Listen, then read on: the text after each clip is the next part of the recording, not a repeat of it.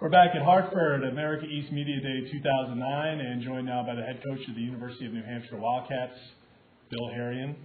Bill, welcome. My pleasure, Eric. Good to see you. Good to be here with you. And let's start talking about picking up where you left off, because this is a team that got good at the end of last year.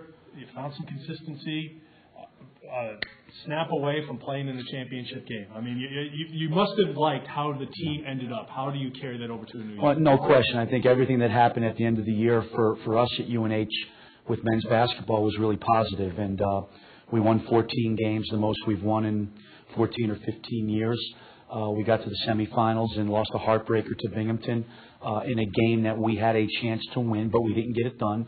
But I think what we've done, Eric, is we've done this with young kids the last couple of years, and now I think the next step you take, and I've said this every year I've been in coaching, if you're going to compete for a championship in any conference, which is our ultimate goal, you have to do it with older, veteran, experienced guys. And now, hopefully, the Alvin Abreu's, the Dane DeLegros, the Tyrone Conleys, I think are older now and ready to take us where we want to go. Those are the first three names I was going to throw out at you. How are they looking coming into a season where they probably have much more of a leadership role as they go along here? No, and we've talked about that in the off season. I think now it's time. And they came into a great situation as college basketball players, as freshmen, because our program was in transition. We were low on numbers. These guys have played from day one. So even though they're juniors, their experience and their numbers and their minutes it's like they're seniors. And but now we need them to play like juniors. We need them to play like older guys and veterans. And I think Alvin, and we're moving Alvin off the ball a little bit more this year. I think he's a scorer. We want to get him off the point.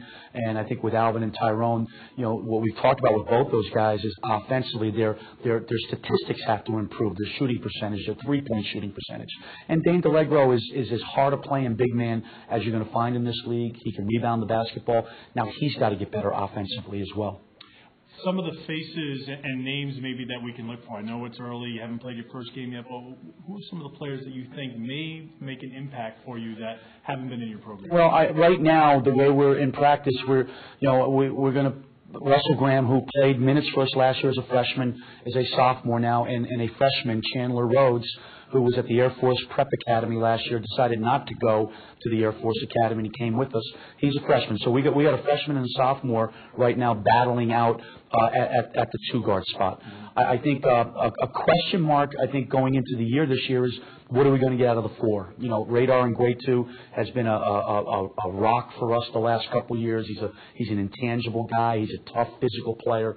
We think Brian Benson, who's a sophomore now, very athletic, very long, I hope can take the next step as a sophomore. And we've moved James Valadares to the 4, and James played great in the conference tournament last year. So I think the 4, and we got to get some offense out of that position. All right, we have fan questions submitted at AmericaEast.com. Elgin in Londonderry, New Hampshire, wants to know which returning players are ready to have a breakout year. You've gone through a list of guys.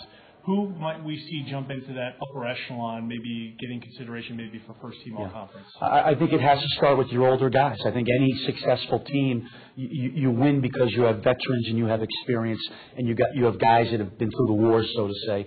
We need Alvin. We need Tyrone Conley on the perimeter to shoot a better percentage from the floor, average more points. Those are the first guys we look at. And I think when you look at our team the last couple of years, we've had to rely on the 3 so much. But out of necessity, now we have to develop a little bit more of a post game as well, and have a little bit more balance inside and out. In that preseason poll, 3, 4, 5, you could throw a blanket over the 3 teams. I mean, it's going to be very tight. BU's obviously loaded. Marcus Blickley's back at Vermont. But do you sense? I can't come up with a better word than parity. Do you sense that every night's going to be kind of a battle in the league? Even the teams in the bottom of the preseason poll, Maine's got a lot of players back, and you don't know what to expect from UMBC, but they make it to the championship each year. I mean, what do you expect from this league this year? Well, I think it's like that every year. I think and I've been a firm believer, even like when I've been fortunate to have maybe some teams in past coaching experiences that have been picked very high in the preseason. It's respect. I think a preseason coaches poll. I don't think it means anything right now. I tell my guys all the time, it's not where you're picked in September, October. We want to be at the top of the poll in March, and that's at the end of the year. This is a great league. There's very good players. There's very talented players, and there's really good coaching in this league. So I think every night you step on the court, there's very competitive games in this league right now. Well, that's a good step forward for your program last year. Let's hope it keeps going this year. Bill, thanks. Appreciate it. Good, Eric. See you during the year. Bill Herrion from the University of New Hampshire. Back with more here on Media Day in a moment.